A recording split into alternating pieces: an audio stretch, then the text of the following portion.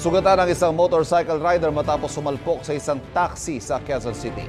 At may unang balita live si James Agustin. James, ano nangyari?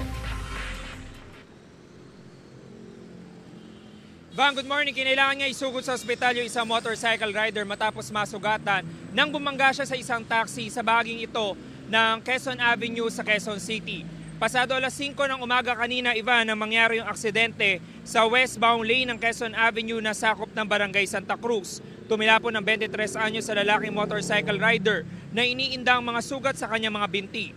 Isinugod siya sa ospital ng mga rescuer. Kwento ng taxi driver, binabagtas niya ang Quezon Avenue nang may biglang kumalabog sa bandang likurang bahagi ng sasakyan. Sa lakas ng pagkakabangga, nabasag ang windshield at nawasak ang bumper ng sasakyan. Patuloy ang investigasyon ng QCPD Traffic Sector 1. Dahil naman sa aksidente, maagang tumukod ang traffic sa Quezon Avenue.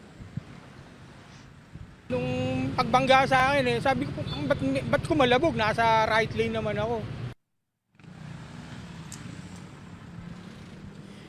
Samantala, Ivan, inabot ng halos 1 oras bago tuluyang natanggal yung dalawang sasakyan na nasangkot sa aksidente. Silipin naman po natin yung lagay ng trapiko dito sa westbound lane ng Quezon Avenue. Ito po yung lane na patungo sa area ng Quezon na Welcome Rotonda. Maluwag naman po yung sitwasyon sa mga oras na ito kumpara kanina dahil humambalang dito sa gitna ng Quezon Avenue yung taxi maging yung motorsiklo. Yan ang unang balita mula rito sa Quezon City. Ako po si James Agustin para sa GMA Integrated News.